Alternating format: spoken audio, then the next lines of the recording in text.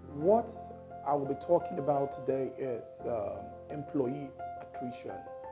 It's when employees are to leave through natural causes. However, I'll be focusing on attrition that happens within the first 1 year, which is not too really, it's not really good because you've wasted a lot of money, recruitment costs, training costs. A lot have been put into, the massive investment has gone into the employee, and suddenly he's leaving after 1 year. So, in the last couple of years, probably in the last 15 years, I've really been able to observe the reason why employees leave within the first 1 year. And that's what I want to talk about today. One of the major problems is expectations and experience. What the employee expects is totally different from what they experience. And what leads to this is most employees or most applicants apply for the job title, but for not the job. So most times people focus absolutely on the job title and the pay. That's all. The guy does not try to look into the job content, the job description. Can I do it? Or is something that I'm keen about? But people just downplay that. Of course, I'm asking just to understand why people downplay all those things. People need money, people want to get into a job. But people don't focus on the job expectation itself. That's the job description, the job content, what you're meant to do. And everybody just focuses on the job title. The job title. I remember many years ago we were trying to hire a customer service, though we had a very long time to fill that role because we had to redesign the title because we wanted to hire for a head of customer service in our company. And what we do is I prepare people for exams. And because of that, one of the specifications is that the person must have written GPHR and PMP, and it's really going to be scarce. And we're saying head of customer service, but the specification is that person should have written PMP and GPHR. And the job content is the person will also be involved in helping customers pass the exams. Imagine you just saw the ad and you saw that the pay is 700,000 net per month.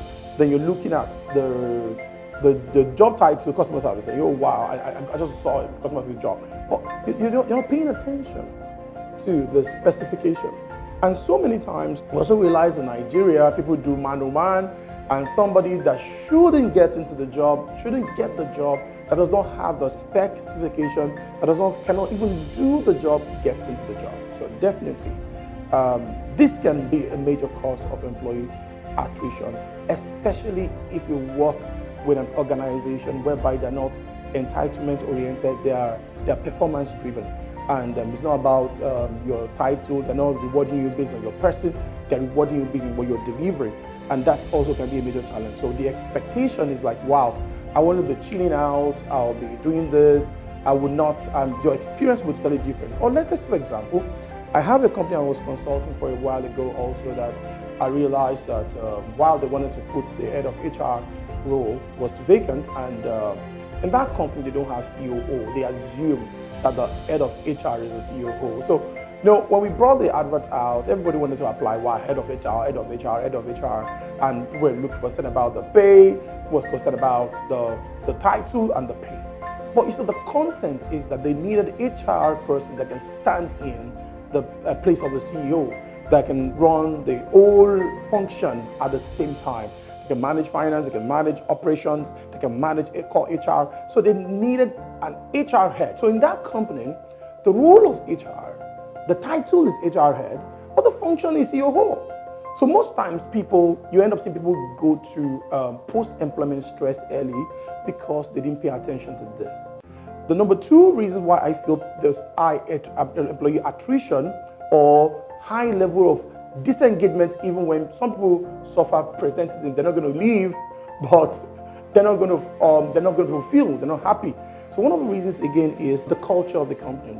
Maybe you don't have a culture fit, and when you talk about culture, some people probably you are coming from a culture whereby there's this guy called Trump and us. We came up with 4 types of culture, and I'm going to be talking about family and also the guided missile culture. Imagine you came in from a family culture whereby if you know your guy, everything works well for you, you can just razzmatazz and you walk your way. But you just come into a company that is about, your delivery is about you being able to do things. And they're focusing so much on performance, on your JD, on what you're meant to do, what you're hired for. You see, if you've been working in a company whereby if you can be a bit political, you can have your way, then you're going to struggle with that kind of culture. There's going to be a lot of problems with you staying in the organization. That also is a major problem when it comes to attrition, of employee attrition. And also, you might not also be comfortable with their rituals, like their company rituals. Some companies do praise and worship in the morning. Some companies, their dress code, the clock in, the clock out. You know, all these things are part of their culture, the things that are visible. Or you're not just good, you're not just excited, you don't like their policies, you don't like their procedures, you don't like a lot of things about the company. So all these things can also lead to you feeling like, man, I'm not a good fit to this company. And you're just looking for where to go. Why? That's a second reason that I feel people leave and can have a lot of attrition in the first 1 year. And the third thing I also see the reason why most companies have high attrition in the first 1 year is the poor delivery of employee value proposition. You know, we call it, what is in it for me? The employee is saying, what is in it for me? Now, most times the EVB comprises of total rewards, comprises of mobility, the things, work-life balance and all, that those specs, I can't call it specs, those things that attracted the employee to the job, and probably you got in there and then your company is not delivering, it's not giving you what it is. That also can be a major reason behind attrition. Honestly, as much as we can, HR, we must ensure that we reduce the level of first-year attrition in our company.